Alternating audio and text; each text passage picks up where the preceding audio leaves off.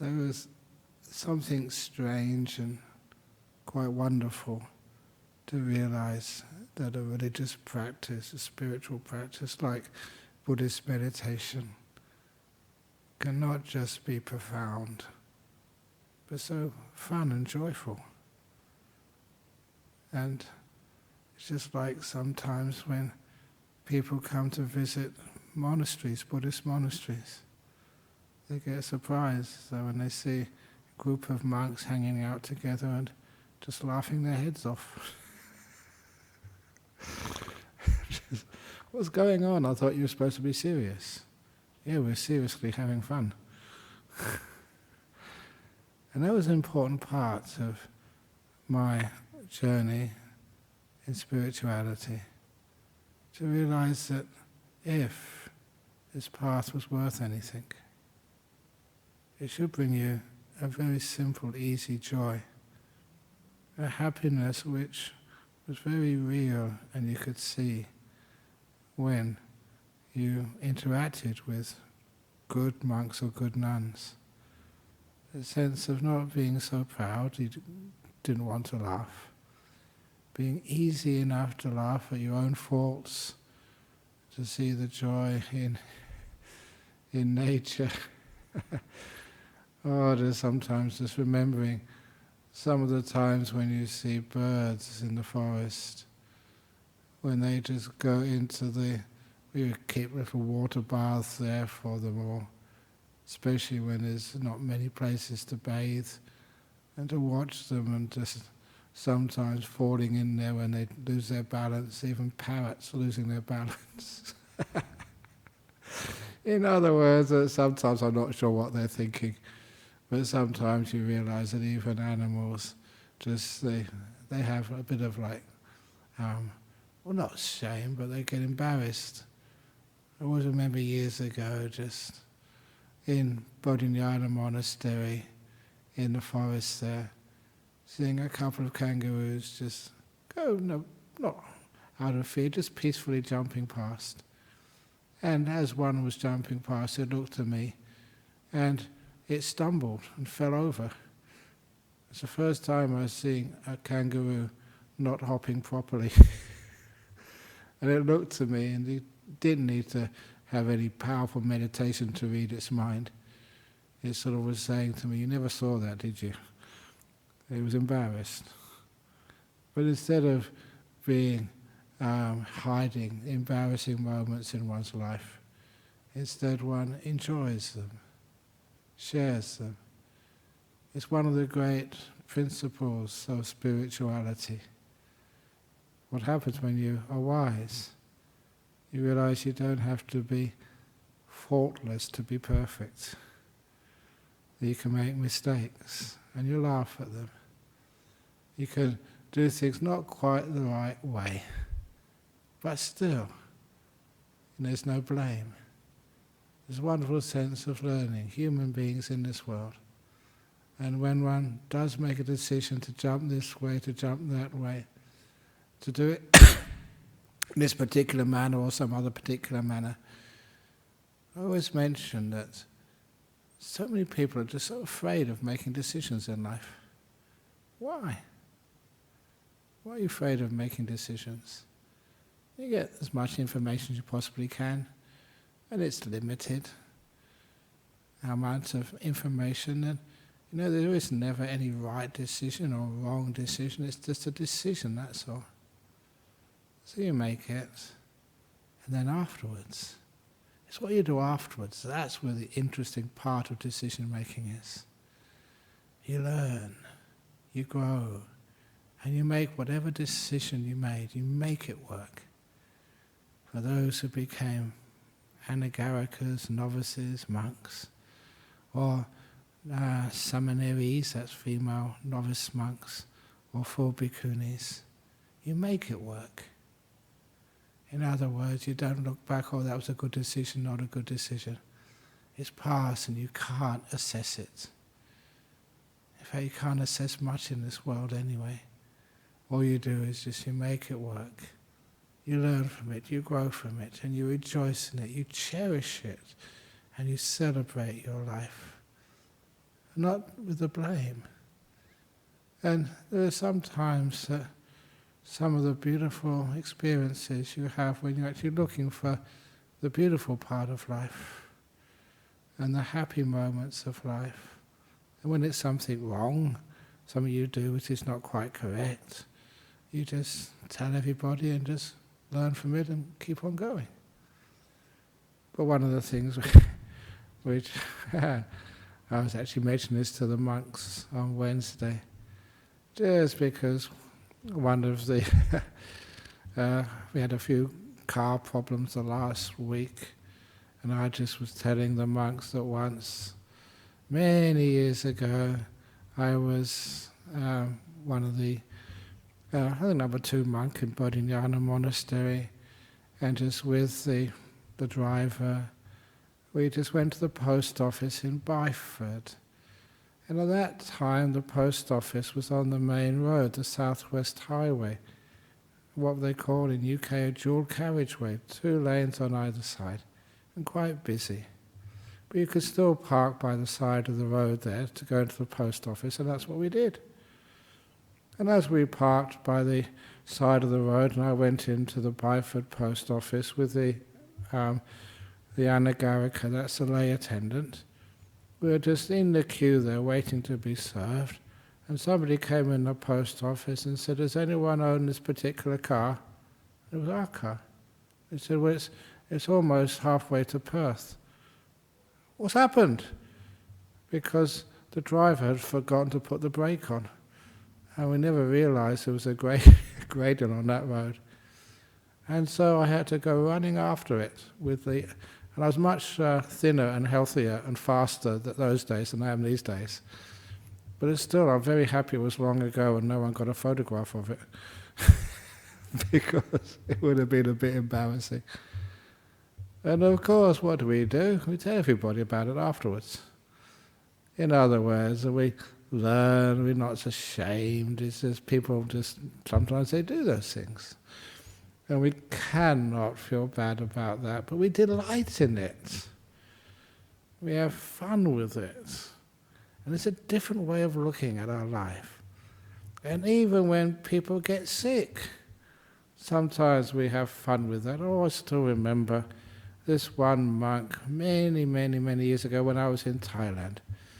Oh, I'm not quite sure why, but this monk he looked sickly. And so there was one of our fellow monks, I think he had a typhus fever, it wasn't me. But so he was this senior monk who was asked to take him into the hospital. So there's one monk there who had a fever, like scrub typhus, was really quite sick, and this other monk who was quite healthy, but the nurse took one look at these 2 monks, and he put the senior monk, the healthy monk, in the wheelchair. And he had to say, "It's not me, I'm healthy, it's this fellow next to me." But anyway, that's how he looked. So, when you have fun with life, whatever happens, you can always find joy anywhere. And just this afternoon, I received a lovely email, and from the nun Venerable Chanda over in UK, because she'd been sent this from one of her supporters over in Germany, who's a doctor working in the ICU, and one of the people that she was looking after was a lady who had, I think, some pneumonia from COVID-19 patient. And said this doctor was surprised but so pleased that the one book which this COVID-19 patient had in a hospital in Germany was my book, the German version of Open the Door of the Heart, which is the Kuh der Weinte, the cow that cried. That was the translation I used. And she said that, she, even though she had pneumonia and has intubation, I think they called it, so many tubes inside of her in order to keep her alive, she still managed to read some of those silly stories. And so those wise stories, some of those little examples over there, to keep up a happiness level, a joy level, so that was part of her therapy. She said, please say thank you to Ajahn Brahm for writing that book and having it translated into German. So all those little things, that they bring me lots of happiness and joy. That they actually serve. And why are they serving? Why is a person in the ICU having a book like that next to them? Because it encourages, inspires, uplifts them. It's so easy, in a world where we do have difficulties and problems, to actually too get negative. And that sort of negativity, especially in some of the hospitals in our modern world, that negativity can just be so sickly. But I also remember seeing today, because I do on the internet look at the ABC News site, and they had a hospital there in Melbourne apparently, and they were just dancing and singing in the wards. And it made me really laugh when I saw one of the, I don't know who they were, medical assistant or a doctor or a nurse, so dancing to this tune with a skeleton. In other words, they're bringing some happiness and joy, into their, terrible like COVID-19 situations. And that happiness and joy, that laughter, makes us so much difference. Seeing the good in the world. Because once you start seeing the good in the world, not looking for the bad stuff, but seeing the joy which sometimes people have. They get to read good books in the ICU. They manage to have a bit of singing and dancing. Some of those old doctors, they weren't good dancers, even I could recognize that, but nevertheless they were having a go. And seeing people just, cracking a few jokes or whatever, that actually brings a lot of extra energy into difficult situations. And I've seen that so many times in my life, that when there is a crisis, when there is some difficulty, a funny joke, a funny anecdote can help enormously. Allow people not to obsess with the negativity in life, but to see something much more deep, to see things from another way, another angle. Which is one of the reasons why that joy is not just fun and games. It's a way of changing our attitudes to what is happening in our life. Seeing things from a different angle.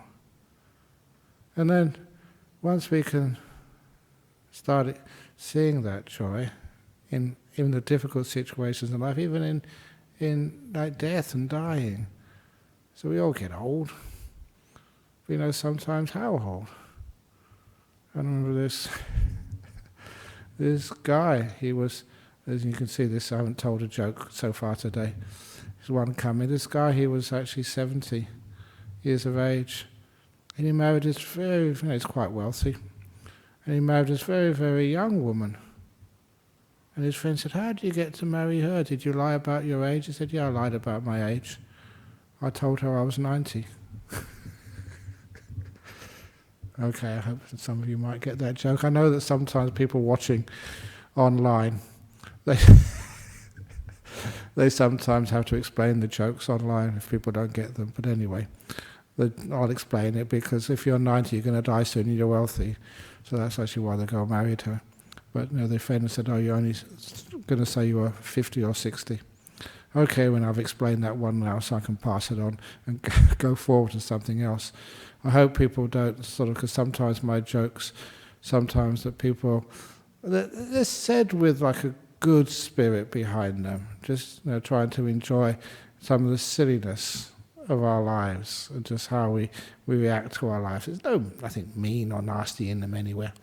So anyway, going back to bringing joy in one's life and a bit of happiness. Once you can do that in one's life, as a monk, we haven't got much in our life as a monk. I just got my cave. But, if anyone goes in the cave, there's a bat still in there. I think it's my third bat. It's not the other ones flew away. It was that people decided to auction them. Auction a bat but actually raised lots of money for the nuns' monastery and for Jhana Grove and other places. So the bat did a lot of good karma. But I've got another bat in my cave now. It's very, very happy being in that cave. And people sometimes visit that cave and they say, "What's a bat doing in there?" And if you look at it, it's so still. It's only, I think it's from IKEA or somewhere. It's so still, I say it's meditating. And anyway, a lot of times people think, yeah, okay, Ajahn Brahm's gone crazy. I haven't gone crazy, I was crazy a long time ago. But not, but not that type of crazy. Crazy in the sense of like seeing the fun in things, and the joy in wherever you live. And once you see the joy and happiness in wherever you live, it changes again one's attitude to whatever happens. I always was, I said, a bit disappointed that when COVID-19 started and we had lockdown, when we had lockdown I thought no one would be able to come into monastery to feed the monks. And I thought for once I'd have an opportunity to lose some weight. Unfortunately, you never let me do that. You continue to bring food to feed me. Oh well, I suppose that's my karma to be. I think I won't call it fat. I call it to have gravitas, which is important for a senior monk.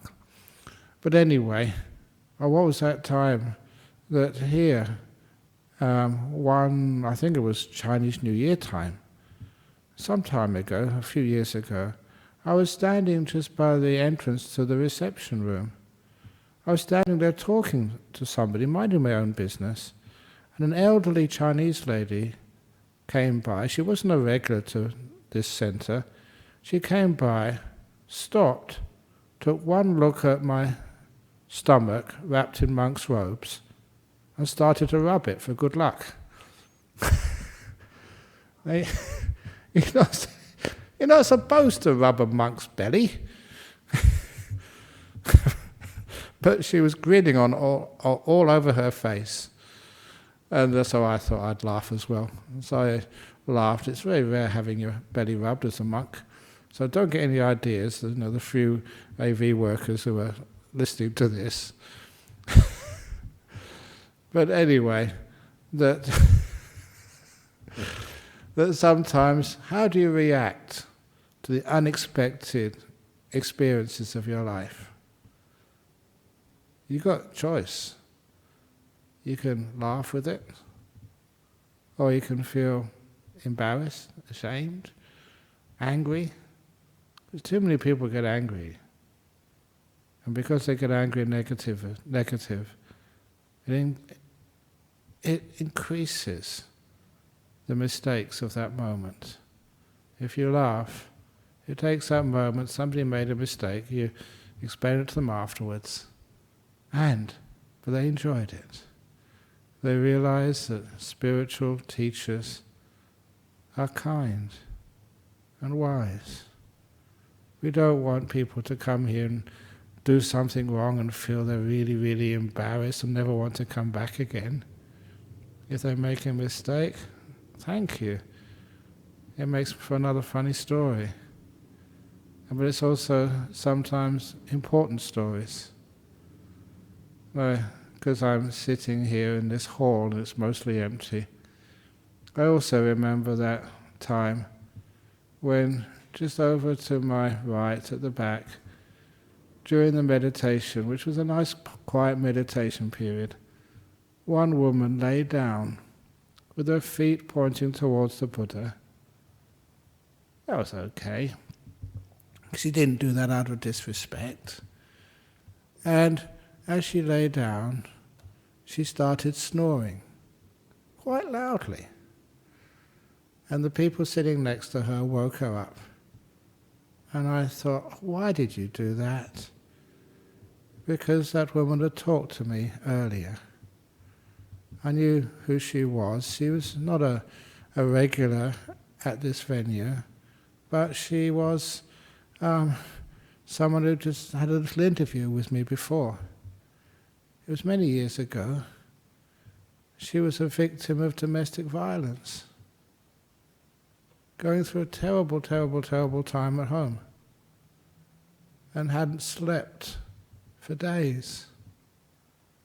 So you can imagine what it must, imagine if you possibly can, a fraction of what it must feel like. You're afraid, so afraid you can't let yourself sleep. Or sleep for a few minutes and then wake up because you hear some sound. This was many years ago. Obviously these days there's many other things she could have done. But she came in here and this place was safe. She said afterwards it's the first time she felt protected in weeks. So she lay down and fell asleep. Just her body told her to. It wasn't that she'd done something wrong. It wasn't that she'd done this on purpose. She was a wounded individual who needed just a little time. And snoring, it's not that much sound. Sometimes there's some motorbikes in the back.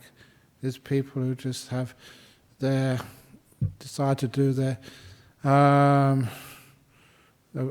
mow their lawn to the meditation time. There's always noise around. But when we don't fight the noise, we understand the noise and realize a person needed to snore.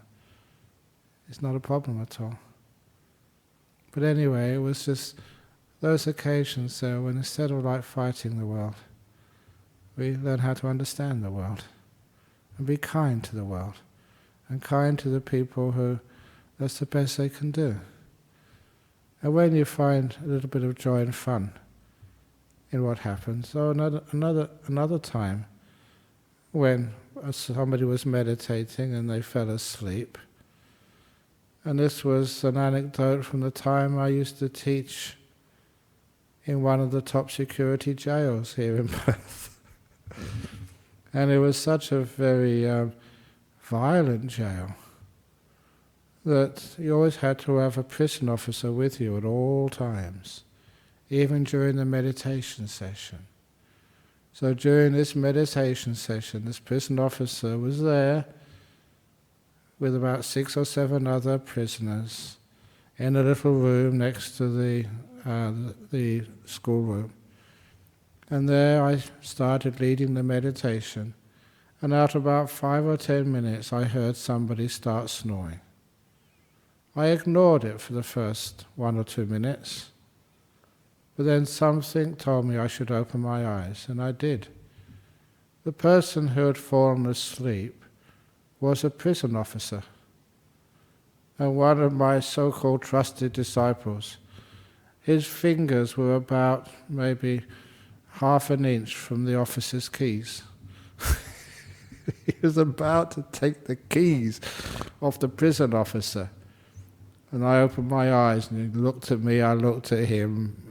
Without saying a word, I gave him a look of silent disapproval, which he understood straight away. And he put his hand away. And then afterwards he said, "That was really a close thing, Ajahn Brahm. If I didn't respect you and like you, I'd have had those keys."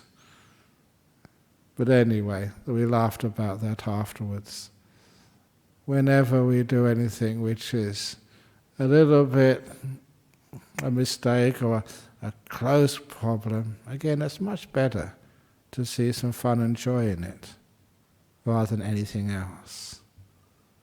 Because when we do that, we learn that when we make mistakes, that we can see the joy in it, the fun in it, rather than just tell other people, or rather hide it from other people. It's one of those reasons why that we have things called precepts in Buddhism, rules of we're supposed to follow.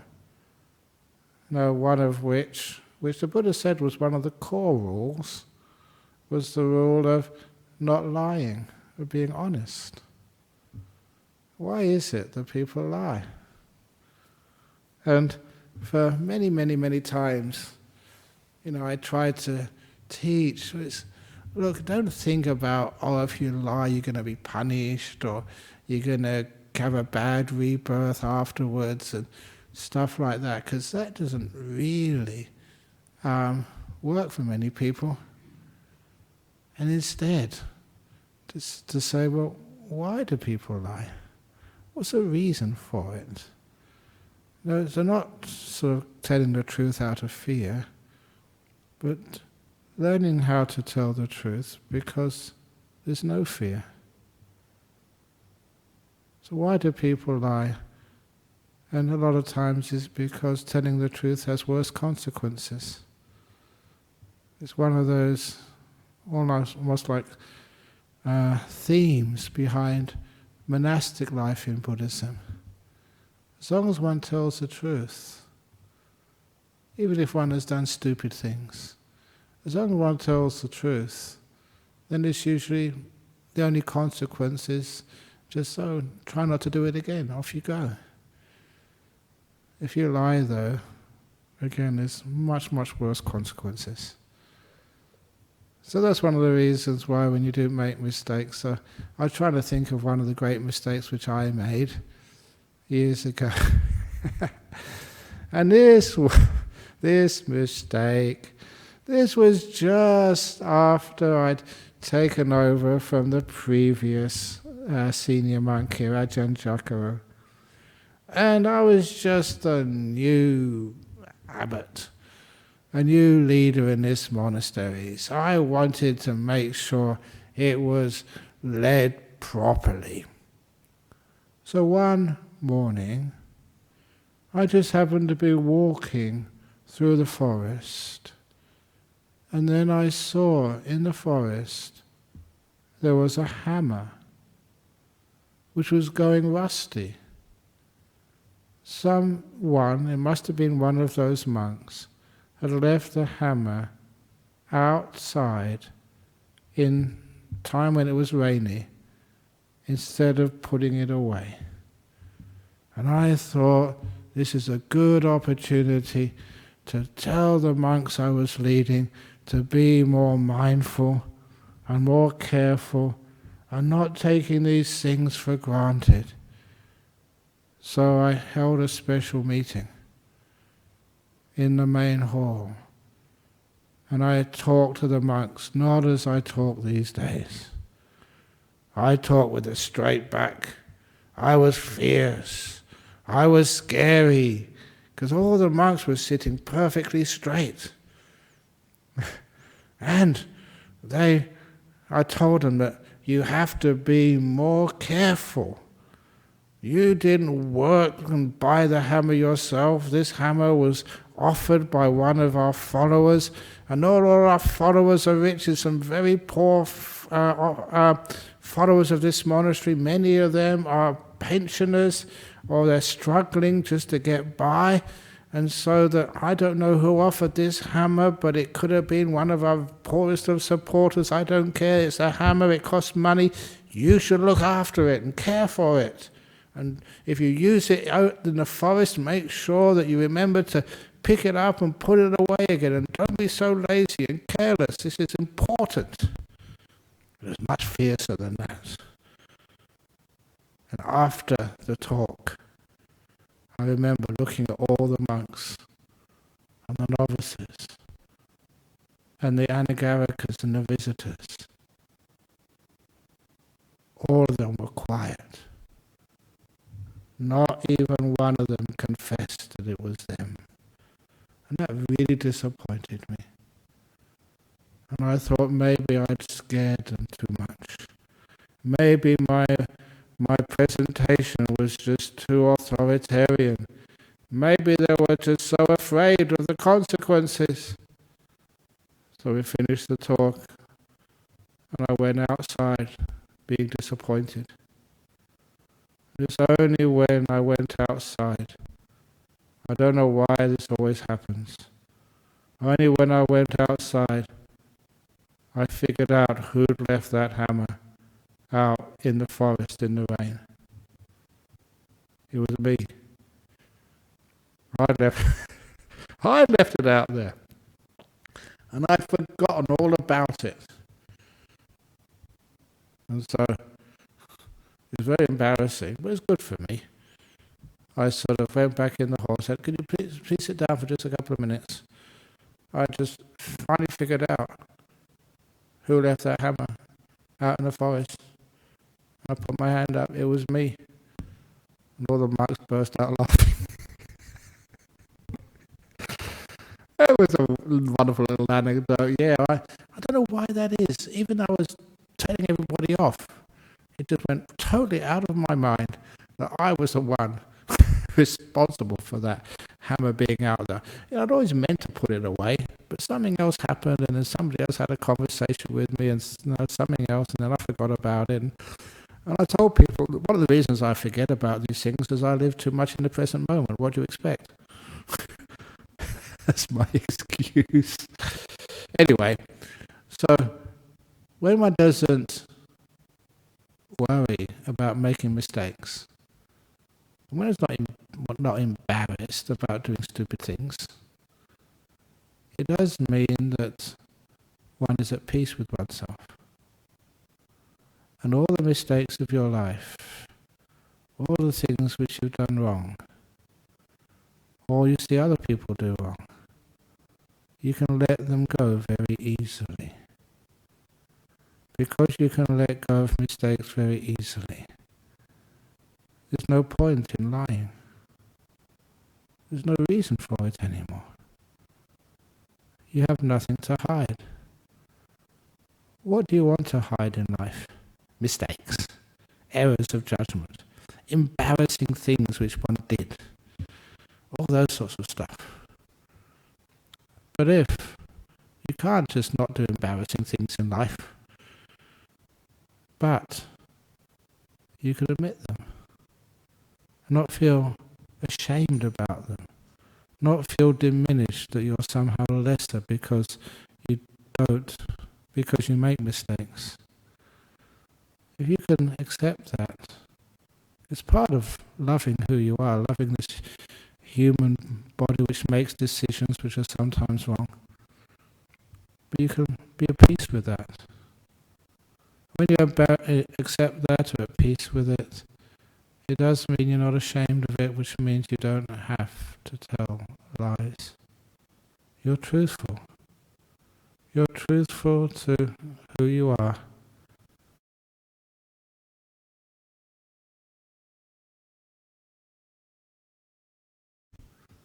In your idea. And that means that when you sit down to meditate, you can let go of your past mistakes so easy. You don't need to be so afraid of your future faults. Which means that if it's like giving a public talk, you're at peace, you're not afraid. You don't have anxiety. What do you have anxiety about? Making mistakes. There's nothing wrong with making mistakes, so why are you anxious about that for? Might as well be anxious about breathing. So anyway, when mistakes are looked at appropriately in a proper way, to be learned from rather than be feared, then anxiety disappears. Fear of the future goes. Because you can make mistakes, and it is not a problem.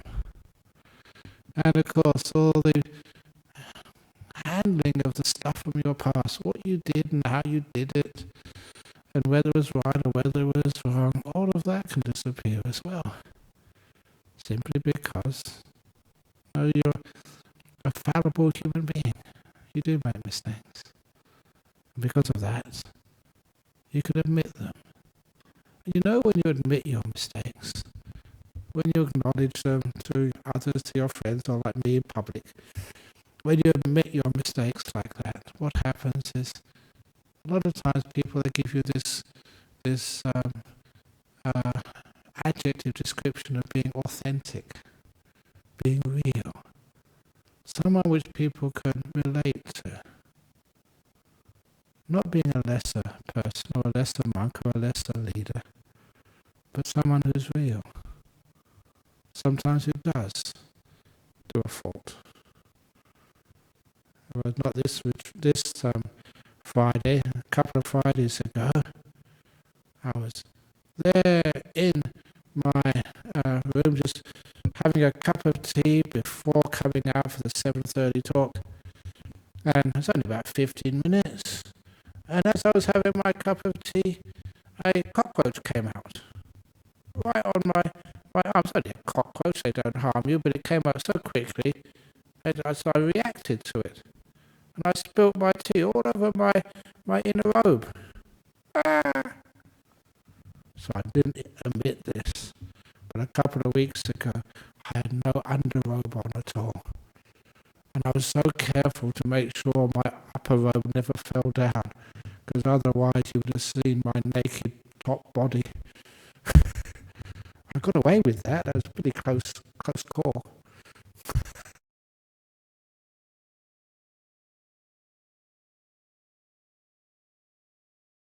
It's still there somewhere. So anyway, it can stay there. I still managed to have half a cup of tea. And anyway, so when you do make mistakes, just admit them and tell people about them, and they'll find it great fun. And it means not only you don't have anxiety and guilt, but it makes it so much easier to keep your precept of not lying, of being truthful. Because we're not embarrassed about admitting our mistakes. We don't have to lie.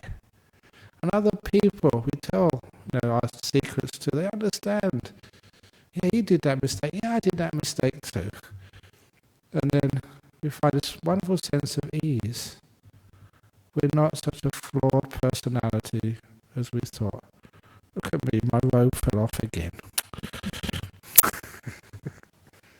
Anyway, it's back on there now. That's just what happens sometimes.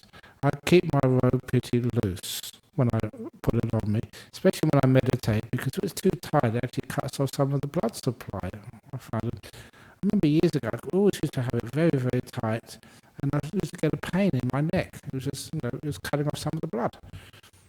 And so these days, I just let it fall off sometimes. It's not that bad.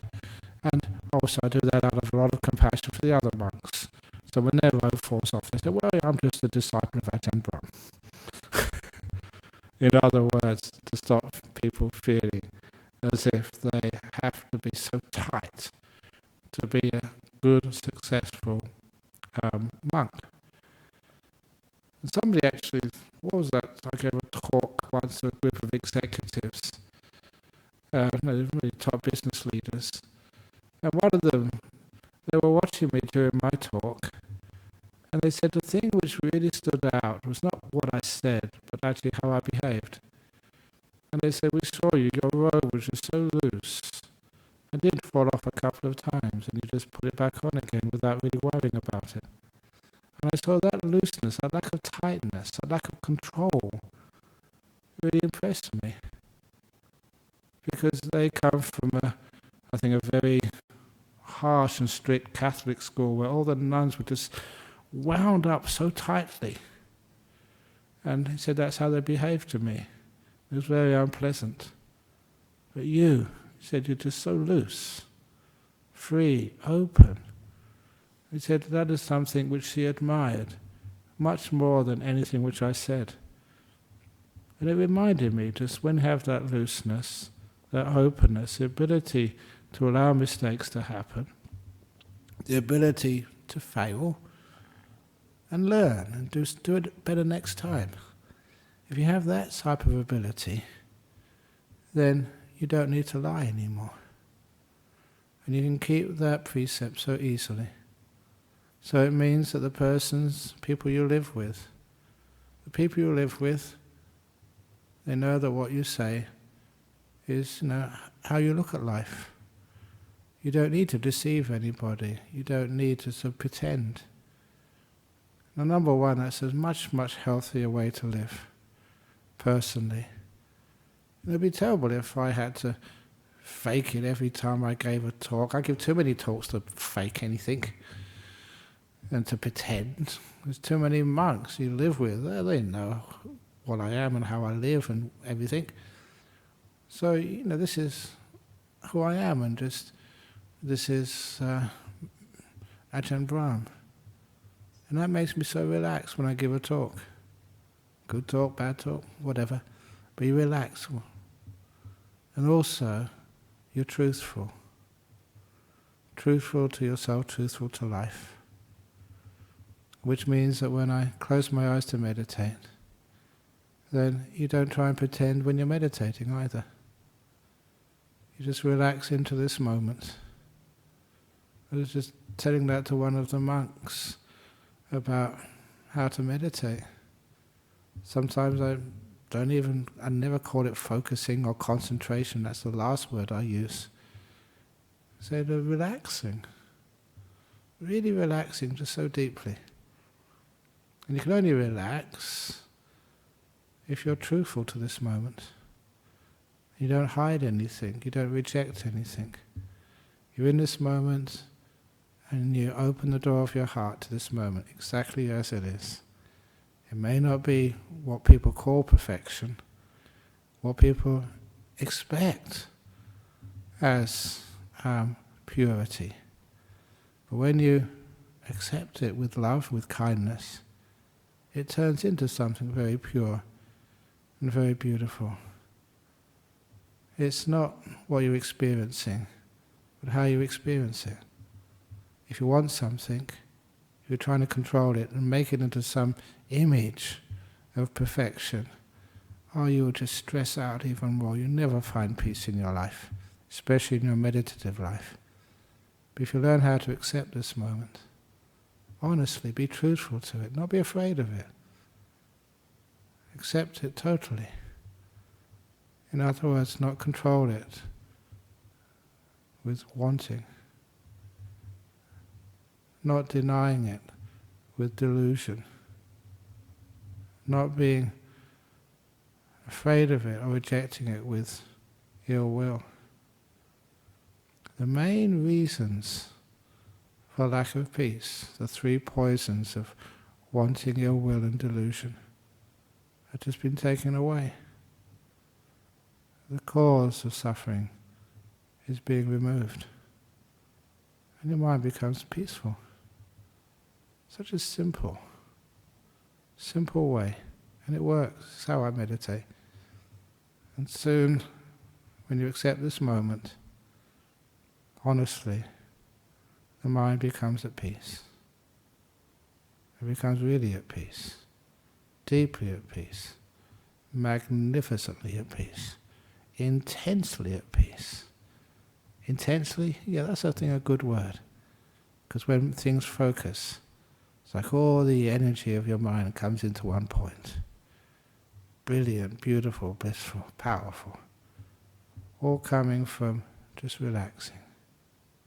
Sometimes people mistake, they think relaxing is just being irresponsible, not doing the duties. You're going to waste too much time. You don't waste time when you relax. It goes so deep, your body just so peaceful it vanishes. The breath so at ease that it disappears too.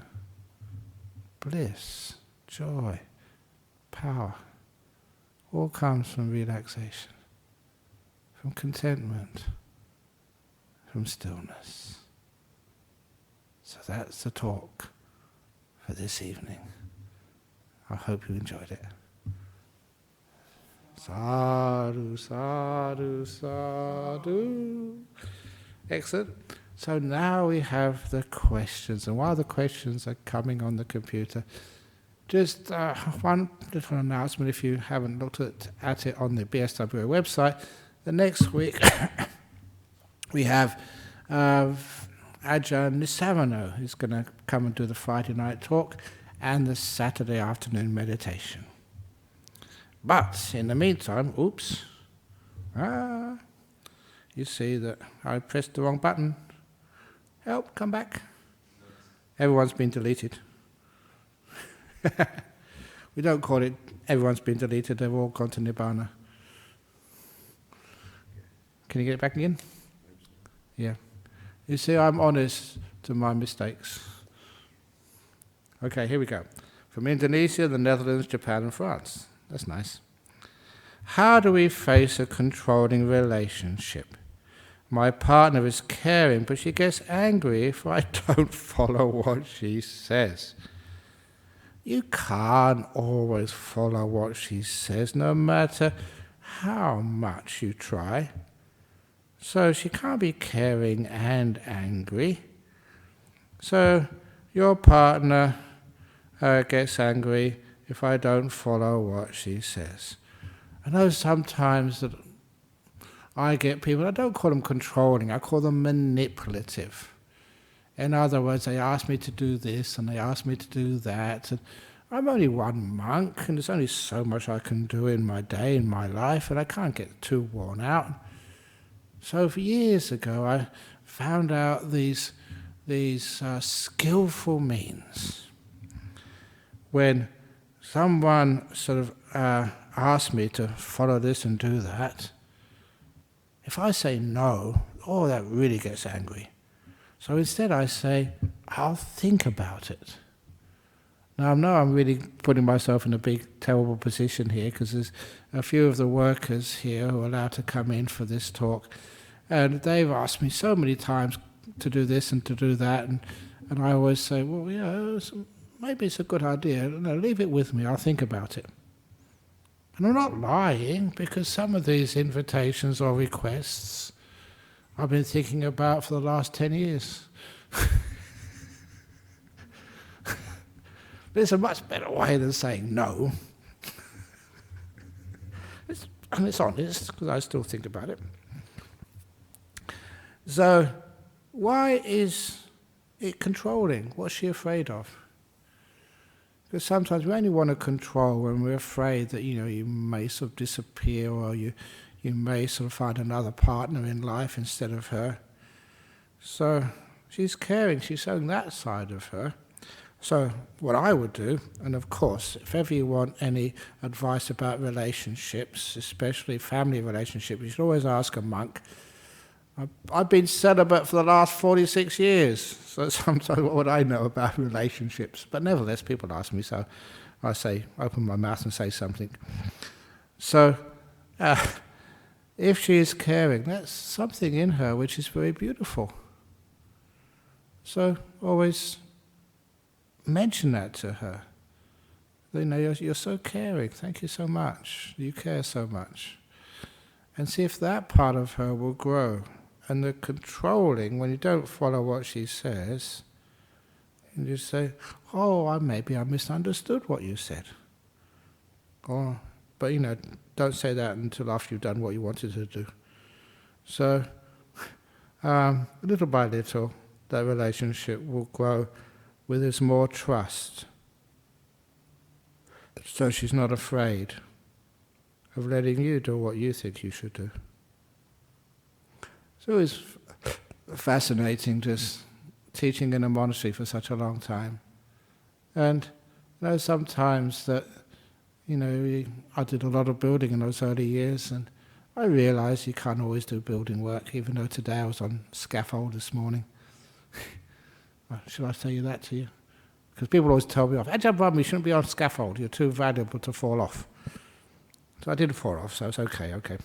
So please may the committee of the Buddhist Society of Western Australia not have a controlling relationship to me, even though you care about me.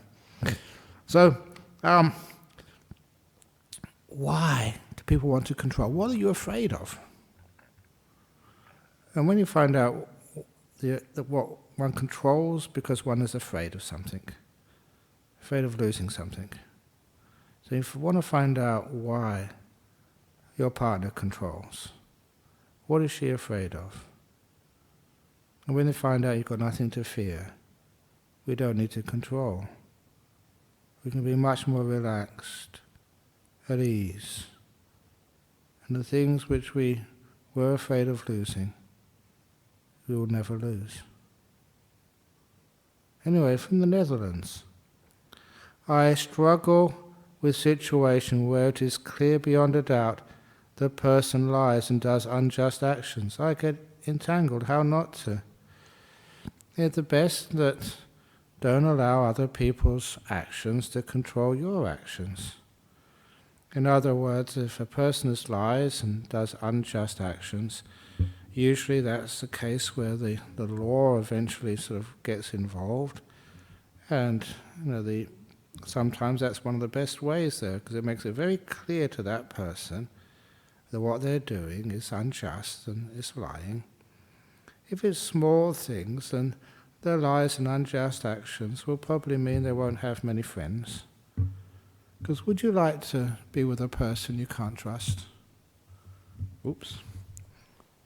Don't trust me with these machines. Okay. With a person who lies or does unjust actions. Again, that's one of the wonderful benefits of living in a monastery, because people don't lie there. So when somebody says something, you know that's what they mean. And I never realized just that that's not the way of the normal world until one of my old school friends came to visit. This is years ago when I was still a monk in Thailand. He came to visit our monastery in Thailand, and I made sure he was set up in a nice little room, and he was tired from the journey. And I said, "Oh, even though you're tired, it'd be wonderful if you could get up early tomorrow morning, because we go on the alms round in the village. And it's something which you don't sort of have in London, and it's unmissable." And he said, "But I'm young, I can't get up that early in the morning." I said, "Oh, it doesn't matter, just 10 minutes beforehand I'll come to your room and I'll knock on the door to wake you up." Which I did. And he quickly got dressed and went to the toilet, and then we went on the alms round together. But on the way back from the alms round, he said something which I will never forget. And his name was Keith, if he's listening to this. But anyway, he said to me, it was a very unique feeling the night before. When you said that you'd be at my door the following morning to wake me up, I knew you'd be there. And he said, in London, sort of people make all these promises, and I can't trust them at all. I have to set alarms or make other arrangements just in case. But when you said that, I knew you'd be there. He said that was so strange. And I didn't realize that many places in the world people make promises, they lie, they are unjust. But in communities like monasteries, or I hope the Buddhist Society in Western Australia, and other really good communities, we value that truthfulness so much that we won't break promises. If we can't fulfill the promise, we'll tell the person, "No, look, I can't come tomorrow morning, please make other arrangements, but I'm going to try my best." Again, that's all part of lying.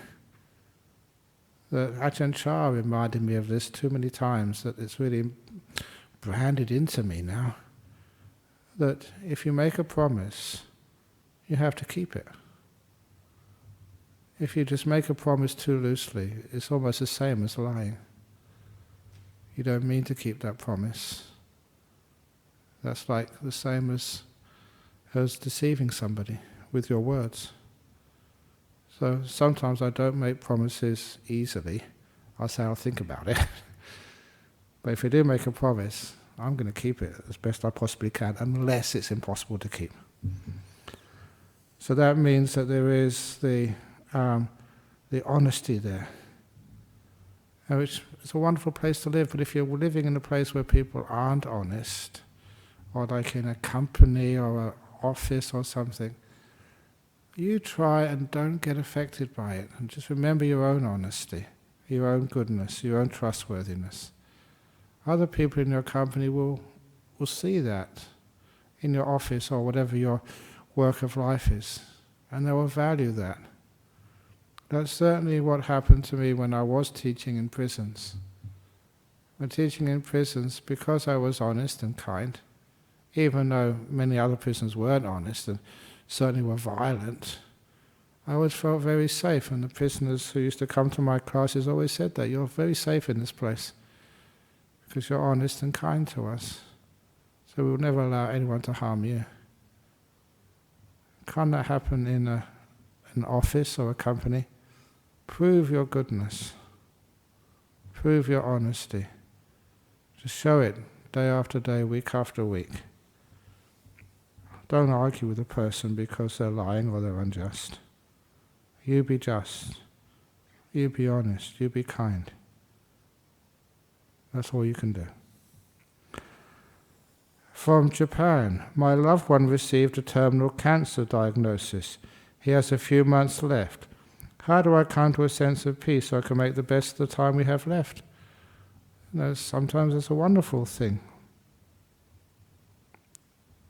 Because we're all going to die one day, but when you actually hear that the cancer is terminal, you've got some idea of the time which has left, it makes these last days so important, so beautiful, so wonderful. Because you know that, well, you should have known all along from the time you married them, that all the relationships, they are temporary. 30 years, 40 years, 60 years. But there comes that ending point. And one of the most beautiful things when you do have a partner you love very much and it comes very close to their end is make sure that they will go with your permission, with your blessings.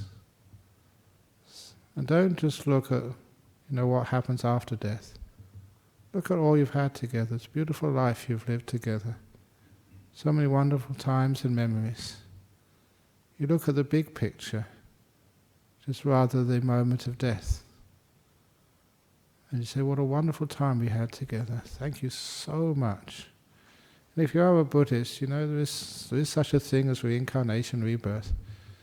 And if you really, really, really want to meet together again another time, you can make that resolution. Maybe meet again, another place, another time. Why is it that people just fall in love, just love at first sight? It's not first sight. It's here we go again. But anyhow, that he has a few months left. How do I come to a sense of peace so I can make the best of the time we have left? You realize that this is always life. A few months left. Enjoy them. And the most important thing to do is to know the greatest act of love is to let somebody go with your blessing. Which is one of the reasons why when people are very sick, when they are close to death, I always make sure that they say to the people they love, it's okay, you can die. Die with my blessing. The greatest act of love is to give permission for someone to go. You don't want them to be in that old body suffering from some terrible cancer. Life without value. So give them your permission. You can go with my blessing. I love you so much, and I give you that freedom.